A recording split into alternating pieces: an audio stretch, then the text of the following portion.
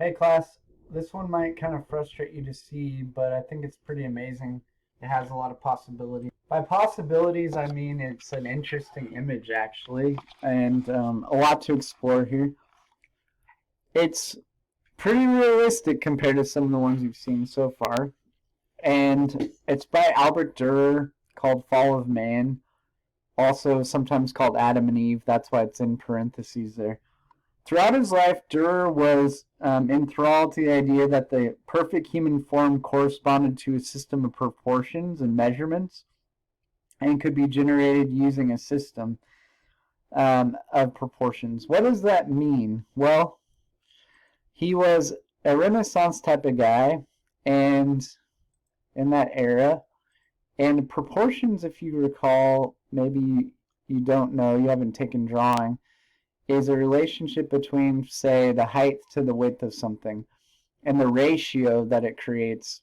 There's this idea called the golden mean, which is a particular proportional ratio that people find really beautiful. And a lot of people have gotten really into it and say it's like the painterly mark of like a creator in creation, maybe something like that, or that it's a exceptionally beautiful proportion that finds itself in lots of different things like shells. Um, there's a lot of interesting stuff to read about it. I don't know how deeply I would go into the esoteric with it. It gets pretty esoteric for some people out there, but I do find it really interesting in the way in which things are designed or made to have a beautiful proportion and how it corresponds to nature, and the way in which we find things beautiful throughout the world, and the possibility of design in general. So that's kind of an idea that he was very much interested in using these systems.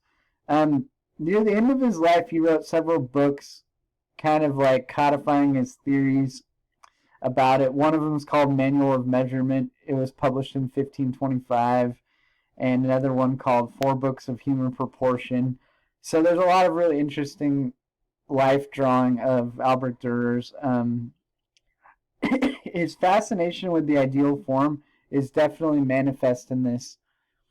And I'm talking about it because you can see that he's clearly got some of those concepts of the human form that were generated way back in ancient Greece, idealism of people, but he's using it for biblical imagery and for other means, so to speak, than just the straight idealism of a person.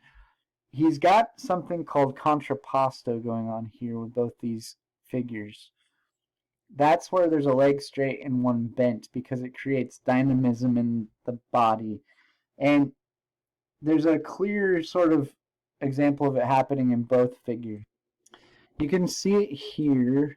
It's sometimes hard for people to understand. If I was in front of you, I would draw. I wouldn't draw. I would actually stand in the pose. But you can see how the hips and see how this leg is straight up and down, and this one's bent. What's happening here too? This one's bent. You can see how it gives a dynamic to the body. It's an interesting piece in relationship to our last project. If you drew a line directly down this piece, down the middle of it, in relationship to the balance project, I mean, then you would have basically almost a near symmetry. This person, Eve, is in the same sort of pose as Adam, and there's a tree straight down. It breaks up in certain spots, like there's a bird over here in sign and the snake on Eve's side, but there's a lot of commonalities, and it's very interesting how he's really dealt with that, and there's a feeling of nature throughout. There's an idea in that before the fall of man, this is about the fall of man, biblical narrative, name of the title too, that nature was in more harmony, so we see different types of animals all around them. And then the snake is a serpent who's tempting Eve to eat of the tree of knowledge and good and evil. So this is the theme that he's working with, the actual biblical imagery that he's created and working with, but he's using his sort of ways of working that were popular way, way back in ancient Greece and Rome, and then again in the Renaissance, of showing the figure in an idealized fashion. So ancient Greeks were very much interested in humanism, and the idea an ideal figure was part of that. So their kind of gods became like people. You can think of like the melodrama of the ancient Greek Olympus, Mount Olympus, and then they tried to like elevate people to a level of like perfection. You can see that in a lot of their old sculptures and things. It's, you know, it's a foundation in a lot of ways of art that carries on forward and even to now, in the sense that a lot of their ideas about proportions and the figure, people push against them all the time now. They don't use them, but they're still there in the history of it, and they're working with it. Well, in Durer's time, the same thing. He was fascinated with that, and he was using it purposefully. So the figure of Adam is reminiscent of the Hellenistic Apollo Belvedere. So Apollo being a Greek god, and it was a sculpture that's reminiscent of. So he knew about that and purposely was working with that. The first engravings of the sculpture were not made until 1504. After that, sorry. So he may have seen a drawing of it, or he even could have seen it himself in real life. He was a really, really, really competent printmaker, and this is an engraving, not a drawing. Engraving being a type of printmaking. So this work would have been able to have more than one of it. He was able to make multiples by making printing plates. It's got a lot of really, really, really beautiful textures in it, with animal furs and snake skin and trees and markings and feathers. So there's really beautiful details in it, and a lot of value going on in here. A lot of darkness and lightness of tones. And there's a lot of symbolism that tells the iconographic story behind the text that underlies this image.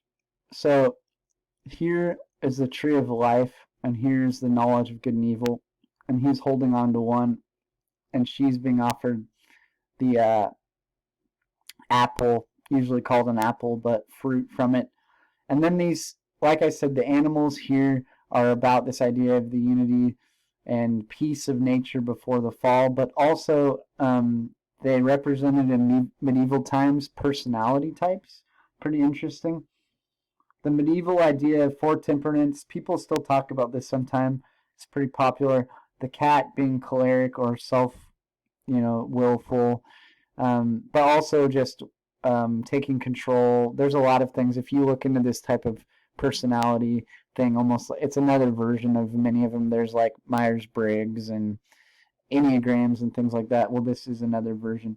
The cat being choleric, the rabbit sanguine, outgoing, the ox is phlegmatic, strong and steady type of temperament, and then the elk is melancholy. In medieval times, these different animals represented those things. So that's pretty interesting, because this is just the mouses to have in a relationship, and the bird, to add to the whole scene. But that's interesting. So he's playing with a lot of different imagery all at the same time here. We could unpack more and more, but let's look at the design a little bit. I said about the balance and that it's very close up on the people. I want to talk about maybe psychic line for a second here. See how he's looking at her and she's looking at the apple and the serpent's looking at it. And there's a relationship between the one tree over here. What's that? I'm getting a different drawing tool. This tree of life over here and the tree of knowledge of good and evil over here. Each in between. So kind of a rhythm, you could say. Boom, boom, boom, boom. Like a rhythmic nature to it. It doesn't have a lot of deep space except for back here. And it feels very compressed because this is a moment of importance.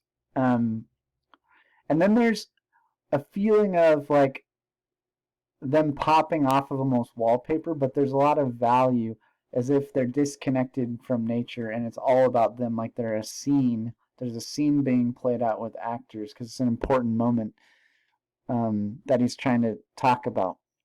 There's a lot of light and dark, and so the emphasis is on this moment here between them, this placement of this and the way their eyes are interacting like a triangle. But the background's darker than the figures, and so it makes them pop off a lot.